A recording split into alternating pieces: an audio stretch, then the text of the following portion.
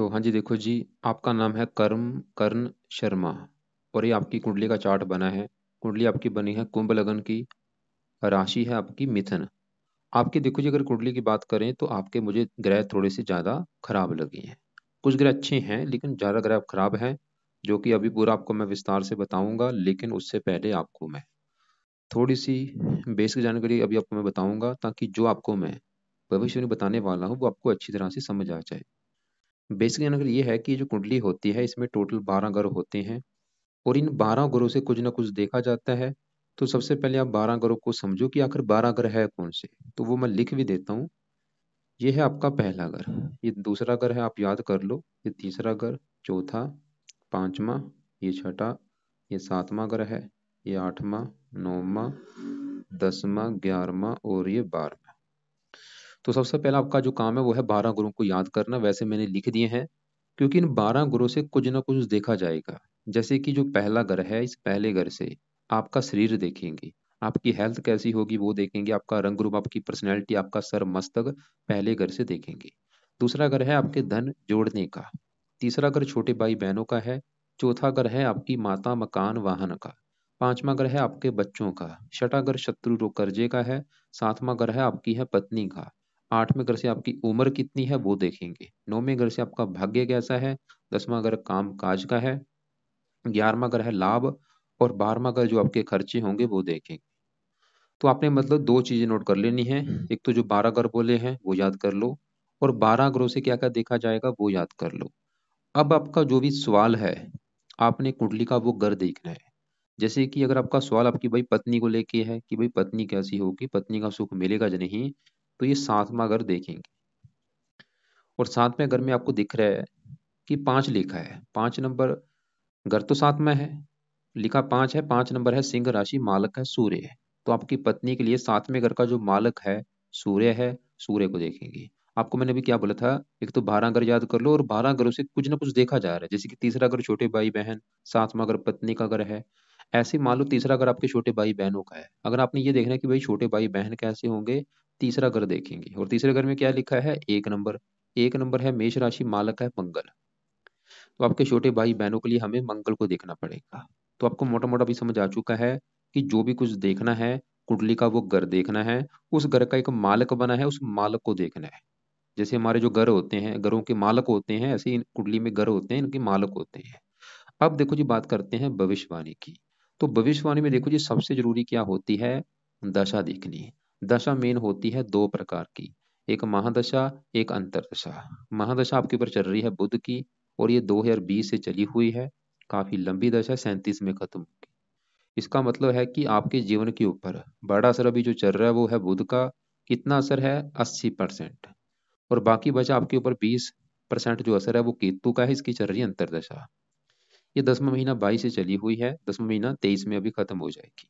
तो कहने का मतलब आपके ऊपर आज के समय में इन दो ग्रहों का असर है, बुध और केतु का। खासकर बुध का बड़ा असर है, केतु का असर है कम। अब देखो जी, मैं आपको एक चीज बता दूं। मैंने आपको जैसे बोला था कि ग्रह आपके थोड़े से मुझे लगे हैं खराब ज्यादा। कुछ ग्रह अच्छे हैं लेकिन खराब आपके ज्यादा ग्रह हैं। तो आपके जो ग्रह खराब मुझे लगे हैं बड़े लेवल पे, आपके मुझे 3 ग्रह आपके लगे हैं बड़े लेवल पे खराब। जैसे कि सबसे कुंडली में, आपकी कुंडली में सबसे बड़े लेवल पे जो ग्रह खराब है वो कौन सा है, वो राहु है सबसे बड़े लेवल पे। उसके बाद आपका जो दूसरा ग्रह मुझे खराब लगा है वो केतु लगा है। इसके बाद तीसरा मंगल लगा है, और एक गुरु भी लगा है। लेकिन गुरु अच्छे फल भी देगा, इतना गुरु खराब नहीं, लेकिन गुरु अच्छे फल भी देगा लेकिन खराब फल भी देगा। तो अब देखो, जिसमें मैंने क्या बोला कि राहु खराब है, केतु खराब है और मंगल, ये तीनों ग्रह बड़े लेवल पे खराब क्यों लगे हैं, क्योंकि तीनों ग्रह आपके नीच के बैठे हैं। ये कुंडली में नीच राशियों में बैठे हुए हैं। और जो ग्रह अपनी नीच राशि में बैठा होता है वो बिल्कुल खराब हो जाता है। जैसे कि आपके ऊपर, जैसे कि देखो जी, बड़ी दशा तो बुध की है लेकिन छोटी दशा चली है केतु की। दशा में क्या होता है, जो ग्रह अच्छा है, जैसे कि मान लो आपके ऊपर केतु की दशा चली है। अगर आपकी कुंडली में केतु अच्छी जगह बैठा है तो क्या होगा, ये आप समझ लो कि केतु की जो दशा चली है आपको अच्छे फल देगा, आपकी लाइफ में अभी अच्छा ही अच्छा होगा आज के समय में। लेकिन केतु अगर आपका खराब है तो ये जो समय है आपका ये खराब होगा। तो जैसे मैंने आपको अभी बोला कि केतु आपका बड़े लेवल पे मुझे खराब लगा है क्योंकि वो नीच का बैठा है। तो मतलब आप ये समझ लो कि केतु की जो दशा चली है 10वां महीना 22 से, और ये 10वां महीना 23 में जाके खत्म होगी, ये आप समझ लो आपका बुरा समा चल रहा है। ये आपको भाई खराब फल देगा केतु। अब यहाँ पे ये देखना है कि खराब फल क्या देगा। तो केतु कहाँ बैठा है? चौथे घर में, जो कि मैंने सबसे पहले आपको क्या बोला था कि घरों को रट्टा लगा लो। तो केतु आपका बैठा है चौथे घर में, और चौथा घर क्या चीज बोला था मैंने कि ये चौथे घर से क्या देखेंगे? चौथे घर से देखेंगे आपकी माता का सुख, कि भाई आपकी माता कैसी होगी, चौथे घर से देखेंगे। आपका मकान कैसा होगा, वाहन आपके पास कैसा होगा, भूमि जमीन जायदाद नौकर चाकर, ये चीजें हम चौथे घर से देखेंगे। और इन चीजों को देखने के लिए हमें कम से कम दो ग्रह देखने पड़ेंगे। जैसे कि चौथे घर में क्या लिखा है? 2 नंबर, 2 नंबर है वृष राशि, मालक है शुक्र। चौथे घर का मालक कौन है? शुक्र है। एक तो शुक्र को देखा जाएगा, जो मैंने चीजें बोली हैं लिख लो, क्या क्या बोला है? माता मकान वाहन भूमि जमीन जायदाद नौकर चाकर, ये तो चौथे घर के मालक शुक्र को देखेंगे। इसके अलावा चौथे घर में जो केतु बैठा है, केतु को भी देखेंगे। तो केतु जैसे मैंने बोला है कि चौथे घर में वृष राशि में नीच का बैठा है, तो केतु इस चौथे घर का कर देगा नुकसान। एग्जाम्पल समझाता हूँ। मान लो आपका घर है, आपका नाम है कर्म शर्मा, आपका जो घर है जहां आपने घर बना रखा है, उस घर में कोई आपका बैठा हो दुश्मन, तो दुश्मन क्या करेगा? घर का नुकसान करेगा। घर में पड़ा सामान तोड़ देगा, वो टीवी तोड़ देगा, आपका फ्रिज तोड़ देगा। वो काम केतु करेगा। केतु नीच का बैठा है चौथे घर में, इस घर का कर देगा सत्यानाश। इस घर से जो भी कुछ देखा जाएगा, जैसे कि चौथे घर से क्या देखा जाएगा? माता। तो केतु क्या कर देगा? माता के सुख में कमी कर देगा। मकान का घर है, मकान के सुख में कमी, वाहन के सुख में कमी। तो केतु ये आपको जो बुरे फल देगा वो ये दिखा रहा है कि आपको अभी वर्तमान में खासकर केतु की दशा में आपको माता संबंधी कोई ना कोई दिक्कतें आएंगी।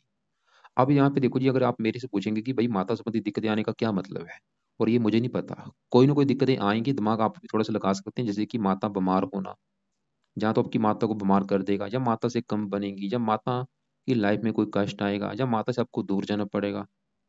ऐसे ही चौथा घर किसका बोला? मकान का। घर, घर को लेके दिक्कतें दे देगा। अब घर को भी लेके दिक्कतें क्या होंगी? कोई ना कोई होंगी। या तो घर होगा ही नहीं आपके पास, जहाँ घर होगा उससे आप संतुष्ट नहीं होगे, या घर में कोई घटना घटित हो सकती है।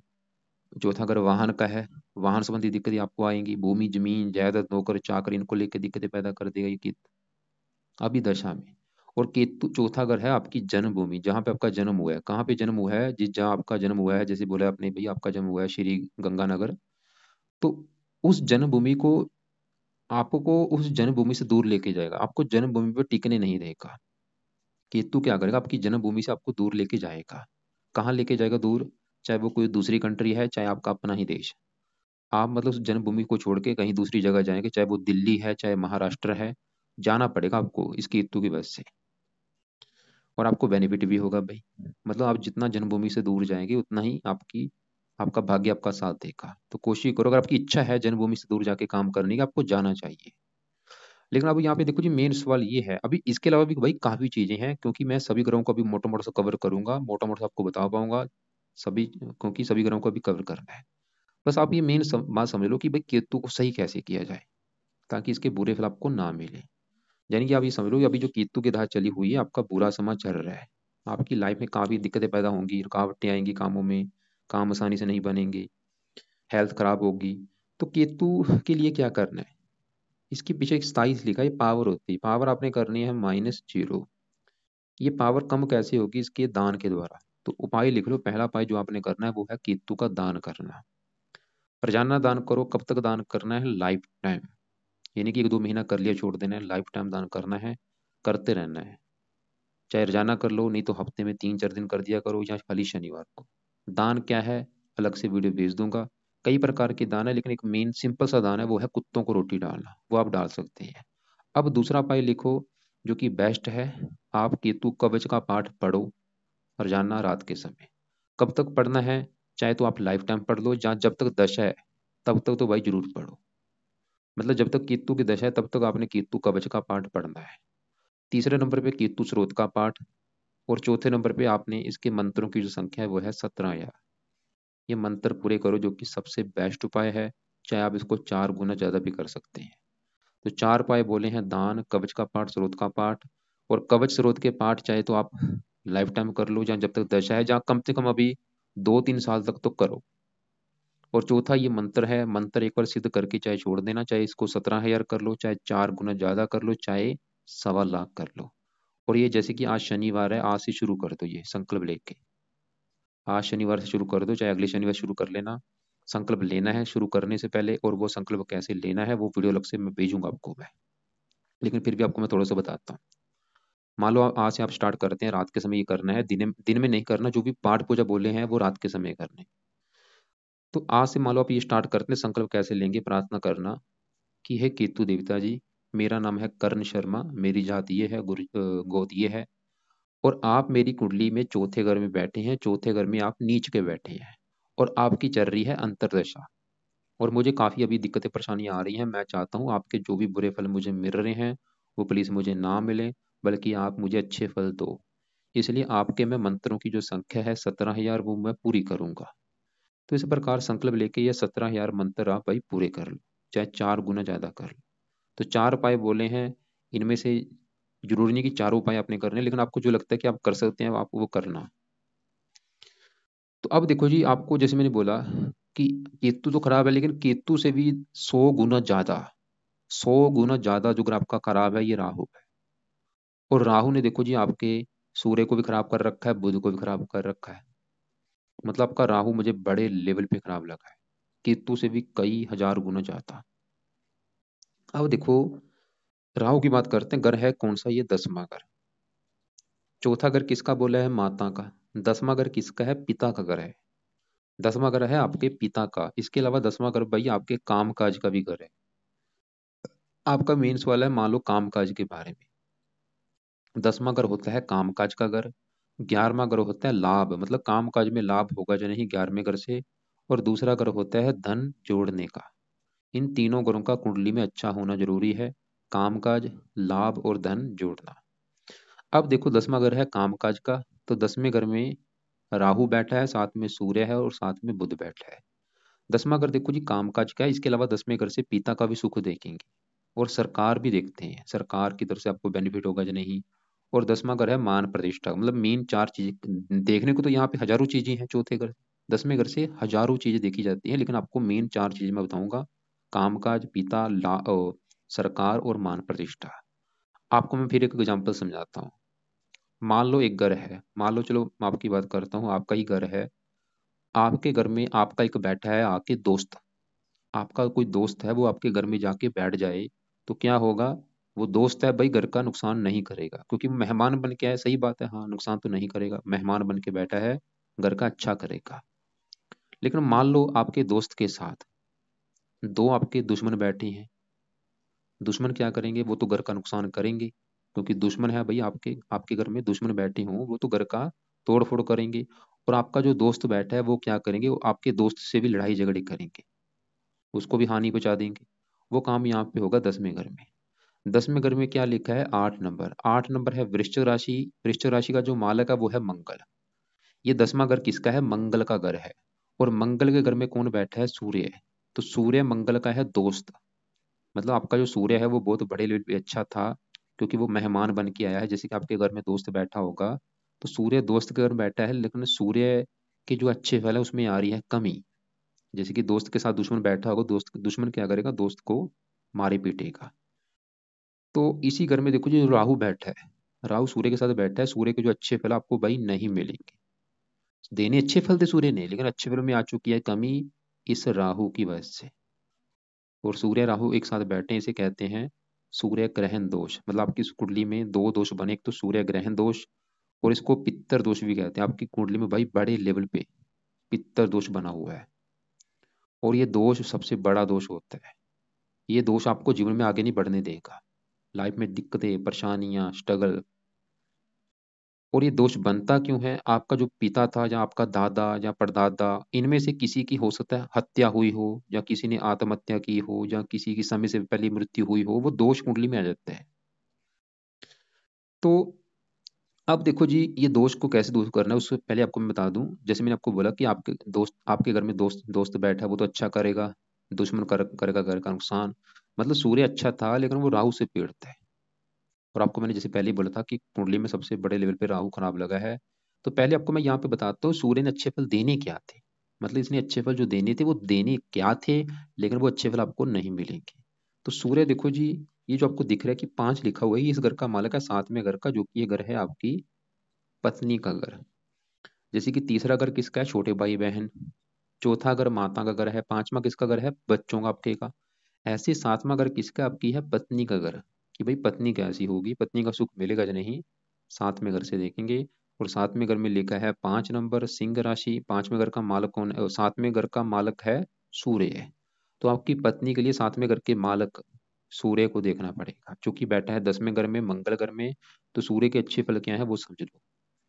सूर्य एक तो ये दिखा रहा है कि आपको भाई पत्नी का सुख अच्छा मिलेगा, पत्नी अच्छी मिलेगी, और हो सकता है कि पत्नी आपकी काम काज करने वाली हो, नौकरी करने वाली हो। और सूर्य ये भी दिखा रहा है कि आपकी पत्नी के आने के बाद आपको काम काज में बेनिफिट होगा, आपका काम काज अच्छा चलेगा। और 10वें घर में देखो जी, आप नोट कर लो, ये फार्मूला है।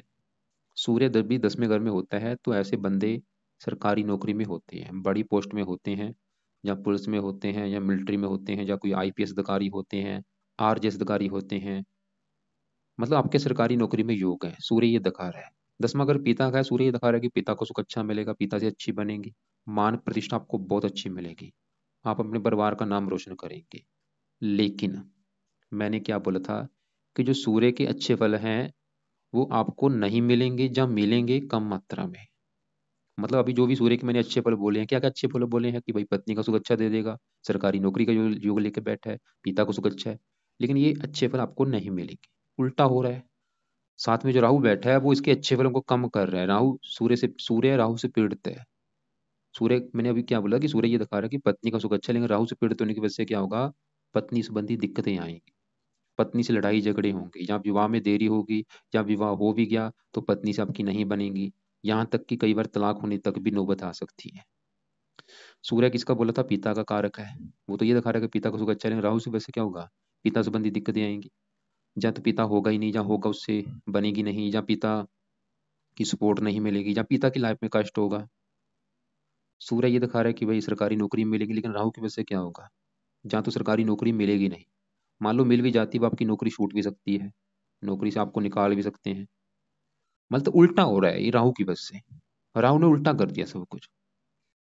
अब यहाँ पे देखो, जैसे मैंने बोला था कि मान लो आपका जो दोस्त है, दुश्मन क्या करेगा, दोस्त से लड़ाई झगड़े करेगा। मान लो आपका दोस्त है वो भी उसका मुकाबला करेगा, उससे दोनों की आपस में क्या होगी, लड़ाई झगड़े होंगे। लेकिन जीतेगा कौन, जीतेगा वो जो हट्टा कट्टा है, जो ताकतवर है। मान लो आपका दोस्त अगर हट्टा कट्टा हुआ, वो दुश्मन का मुकाबला करेगा, वो काम यहाँ पे होगा।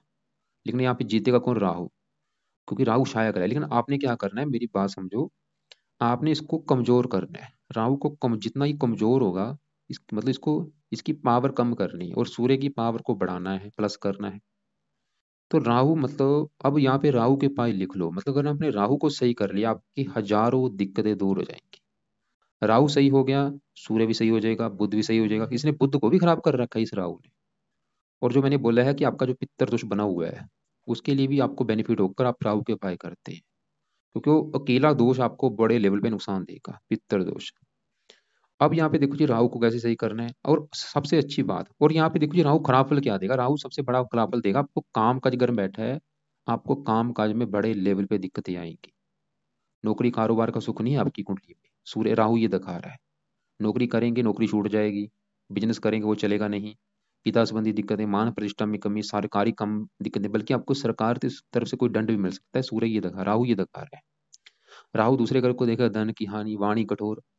छठे घर को देखेगा शत्रु बढ़ा देगा, रोगी बना देगा, कर्जदार बना देगा। मतलब राहु का सही होना बहुत बड़े लेवल पे जरूरी है। तो अब राहु के उपाय लिख लो क्या क्या है, और ये उपाय कोशिश करो लाइफ टाइम करने की। पहला उपाय जो राहु का आपने करना है वो है इसका दान करना, दान से इसकी पावर कम होगी। और दान कोशिश करो रोजाना करना है, रोजाना कर सकते हो रोजाना करो, नहीं तो हफ्ते में 3-4 दिन जरूर करो। और दान की वीडियो अलग से भेज दूंगा। तो पहला उपाय आपने लिख लिया है, दान करना है। दूसरा उपाय, राहु कवच का पाठ आपने रात के समय पढ़ना है। तीसरा उपाय, राहु स्रोत का पाठ पढ़ना है। तो ये 3 उपाय अपने लाइफ टाइम करने हैं। कौन कौन सा, दान लाइफ टाइम, कवच का पाठ लाइफ टाइम, स्रोत का पाठ लाइफ टाइम। राहु कवच और स्रोत के पाठ रात के समय करने हैं, दान आप दिन में कर लो। अब चौथा उपाय लिखो जो कि सबसे बेस्ट है, वो है राहु के मंत्रों की जो संख्या है 18,000। ये 18,000 मंत्र पूरे कर लो, चाहे 4 गुना ज्यादा भी कर सकते हैं, 72,000 भी कर सकते हैं, चाहे आप 1.25 लाख भी कर सकते हैं। आपको मैंने अभी क्या बोला है कि आज से या शनिवार से आप केतु के मंत्र स्टार्ट करो। मान लो आपने केतु के मंत्र स्टार्ट कर दिए, और आपका 1-2 महीना लगा, आपने 2 महीने में ये मंत्र पूरे कर लिए, उसके बाद आप क्या करना, उसके बाद आपने राहु के मंत्र स्टार्ट करने हैं।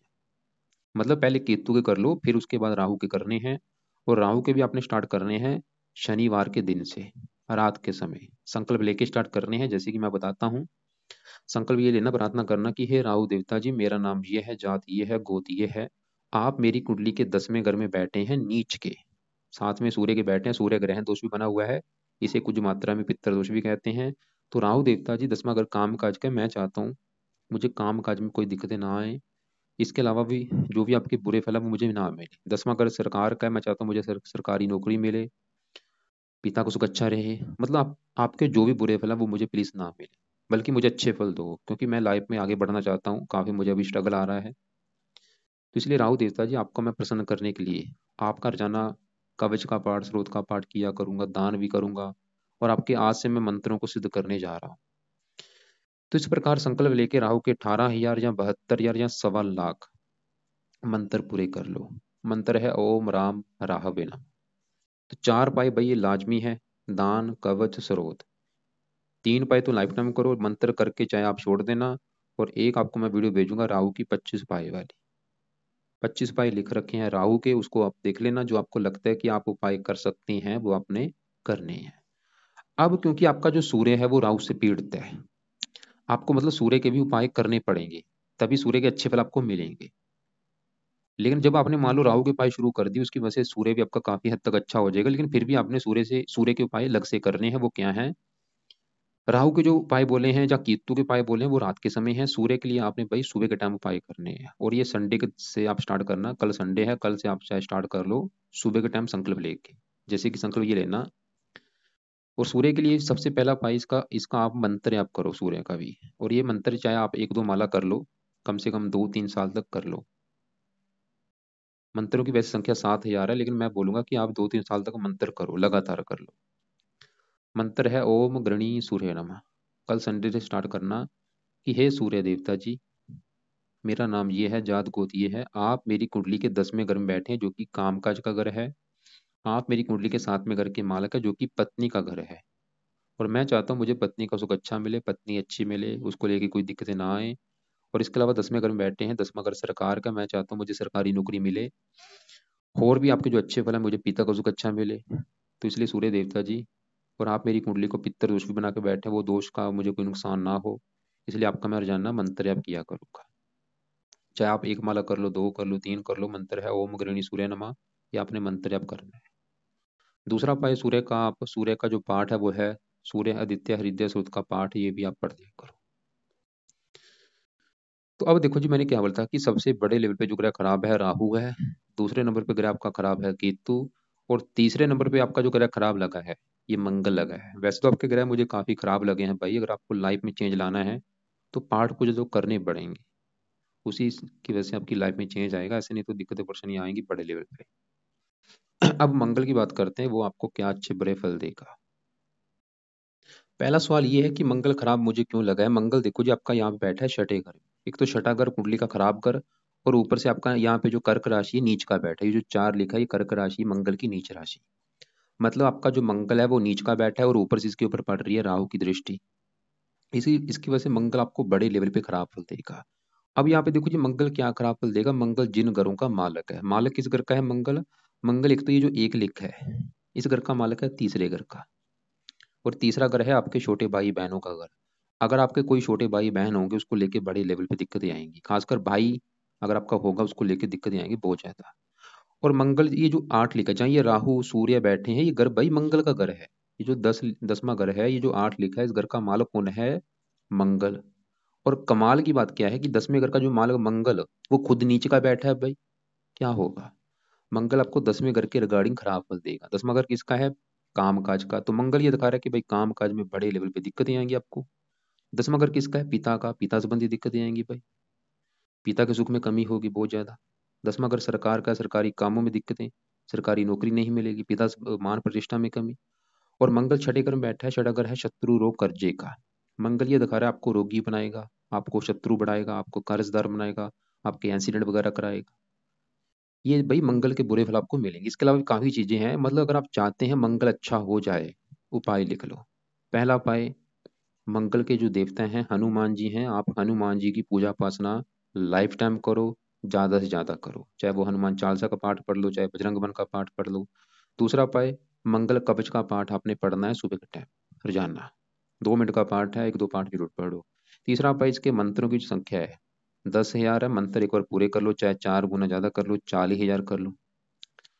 लेकिन मैं बोलूंगा कि एक माला मंत्र जाप डेली कर लिया करो, कुछ समय के लिए, 1-2 साल तक, जब तक काम का सेट नहीं हो जाता मंत्र जाप कर लिया करो, ओम अंग अंगार के नाम। या मंत्र पूरे करके चाहे छोड़ दो, खाली मंगल कवच का पाठ और हनुमान जी की पूजा उपासना कर लिया करो। और आपने मंगल का दान भी करना है लाल रंग का।